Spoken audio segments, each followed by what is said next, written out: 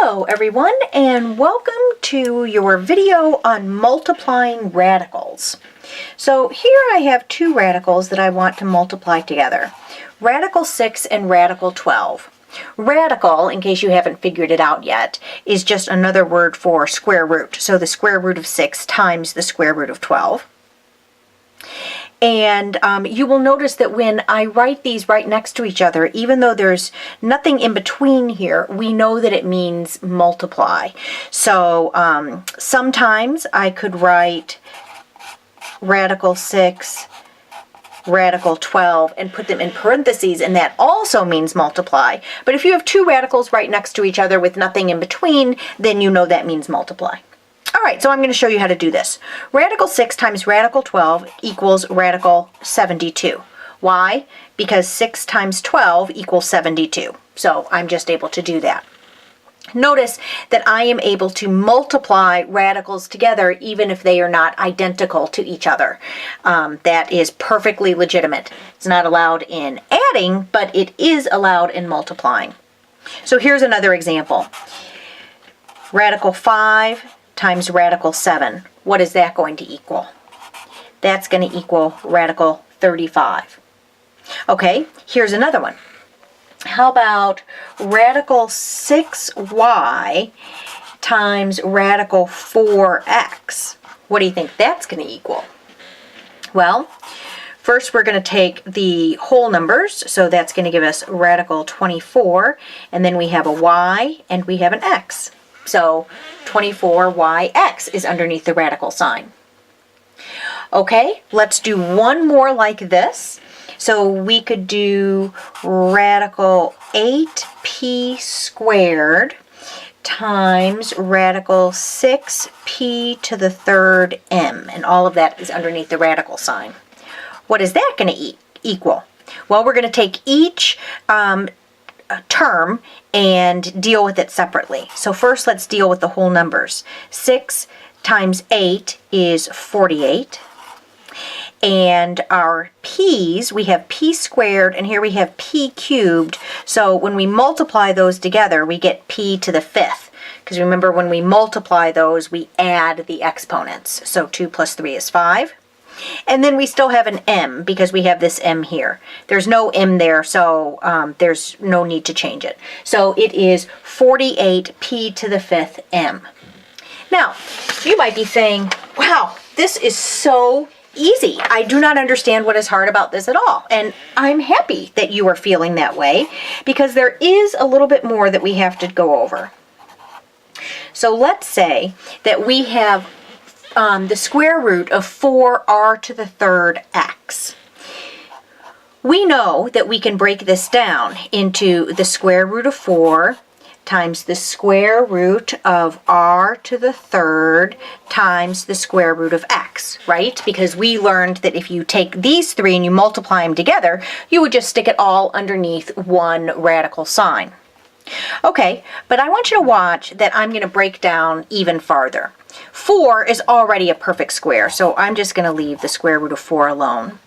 And then this r to the third, I'm going to break down into r squared times r, because r squared times r would give us r to the third. And then we still have the square root of x. All right, now I've broken this down into all its individual components, so I can start figuring some stuff out. What is the square root of 4? Well, that would be 2. What is the square root of r squared? That would be just plain old r. What is the square root of r? I have no idea, so we're going to keep calling it the square root of r. And what about the square root of x? Again, I have absolutely no idea, so I will continue to call that the square root of x. All that I have to do now is put this in a nice format. So we put the letters and numbers first, please, then letters outside the radical sign first, and then we can combine the other things into the radical sign. So this radical 4r to the third x becomes 2r radical rx. All right, so let's just do one more just to make sure that you're truly on track here. So this one we will say is the square root of 16 m to the fourth t to the third. And that's all underneath the radical sign. Okay, so first, before we go any farther, let's just look at these. M to the fourth, you will notice that that is an even number. Even. Which means to take the square root of it, all you have to do is divide it in half. So the square root of m to the fourth is m squared. Over here with the t's, you will see that this is an odd number, which means that we have to break it out. Just like we did up here, we took r to the third, an odd number, and we broke it into an even number plus 1. Okay? So just so you know, whenever you have an odd one, that's what you're going to have to do. All right, so let's get back to the problem. So I am going to break this large radical problem down into its individual components. Root 16, the root of m to the fourth, and the root of t to the third. Okay, now I'm going to break it down again. I'm still going to leave the root 16, and I'm still going to leave the m to the fourth because that's a perfect square. And that's a perfect square. And then this one I'm going to break down into t squared times t. Does everyone see what I'm doing here? I'm just dealing with this right here. That's the only thing that I changed, was how I wrote my radical t's. Okay, so now let's figure some stuff out. What is the square root of 16?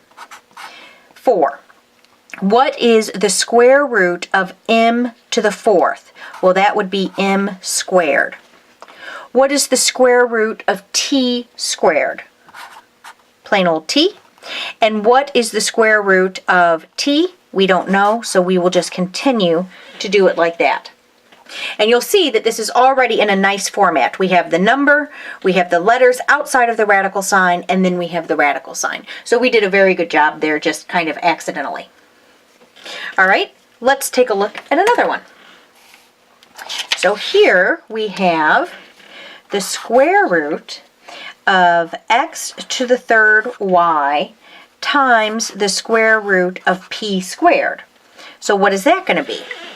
Well, the first thing that I'm going to do is I'm going to stick it all underneath one radical sign, just because I can.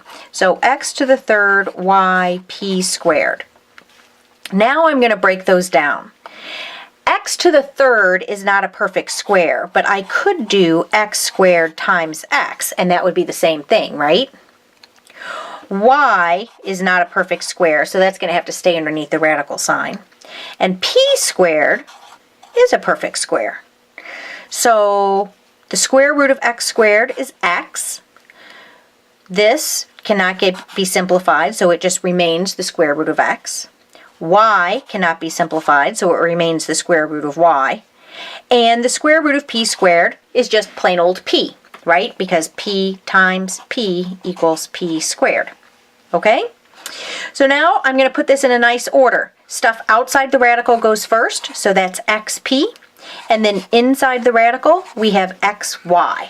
And that is your final answer for that one. All right, hopefully this gives you a good idea of how you go about multiplying and also splitting out radicals. It's a very helpful technique for this chapter. Good luck.